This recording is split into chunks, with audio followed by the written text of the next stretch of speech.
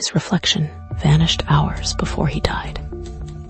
It was 1682, in the remote mountain shrine of Koyasan, a place steeped in ancient traditions and shadowed by towering cedars. Lord Kenshin, a renowned samurai of the Tokugawa shogunate, lay dead, his katana gleaming beside him on the tatami mat.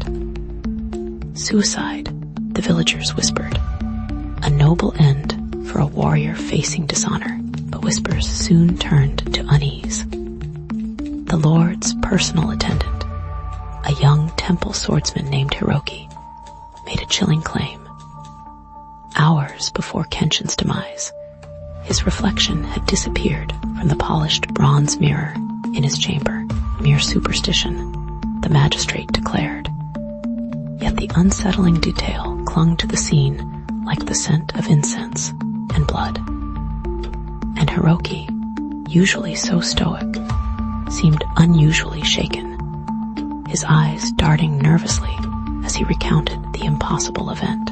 Had grief driven him mad? Or was something far more sinister concealed within the shrine's hallowed halls? The investigation began with a sense of foreboding. The magistrate, a pragmatic man named Ishikawa, dismissed the talk of vanished reflections as village folklore. Yet, the circumstances of Kenshin's death were far from clear-cut. The suicide note, penned in Kenshin's own hand, spoke of financial ruin and unbearable shame. But those who knew the Lord described him as a man of unwavering honor, incapable of such weakness. Ishikawa questioned the temple staff, each testimony a labyrinth of half-truths and veiled glances.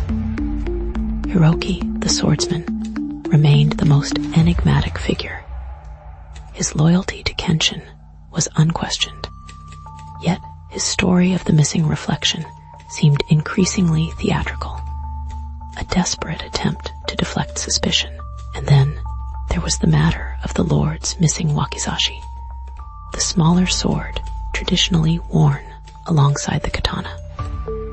Had Kenshin truly taken his own life, or was he a victim of foul play, his death masked by a fabricated suicide? Breakthrough arrived in the form of a seemingly insignificant detail, a faint smudge of ink on the Lord's kimono.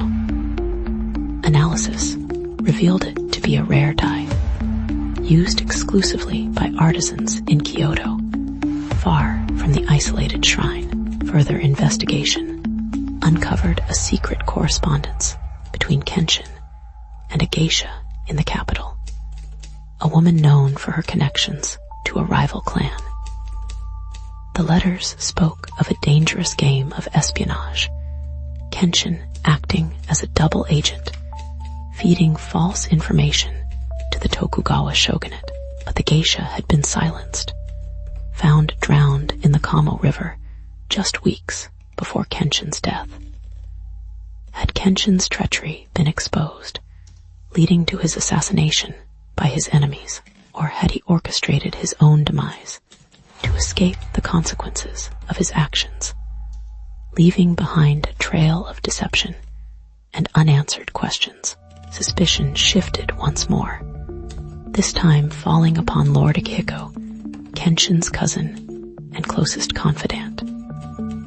Akihiko stood to inherit Kenshin's lands and title, a motive that could not be ignored. Ishikawa discovered that Akihiko had arrived at the shrine just hours before Kenshin's death, ostensibly to offer support during his supposed financial crisis. But witnesses recalled a heated argument between the two men, their voices echoing through the silent halls. And then, a local farmer came forward with a shocking revelation. He had seen Akihiko leaving the shrine late that night, carrying a long, slender object wrapped in cloth, an object that resembled a missing wakizashi. With the evidence mounting against him, Akihiko was apprehended, his carefully constructed facade of grief crumbling under the weight of suspicion. But as he was led away, he uttered a chilling denial. The reflection knows the truth. The final act of this grim drama unfolded in the shrine's ancient mirror room.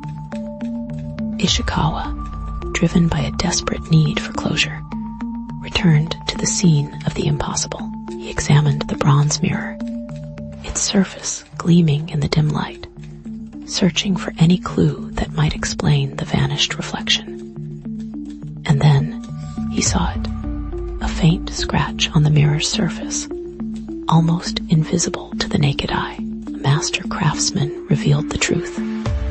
The mirror was a clever illusion, constructed with a hidden compartment behind it.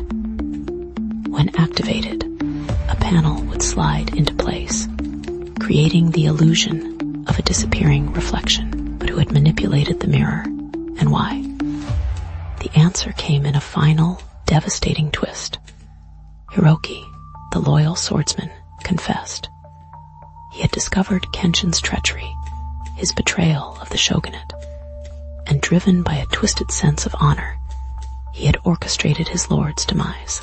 The missing wakizashi was never used, the vanishing reflection, a carefully staged trick to cast suspicion elsewhere.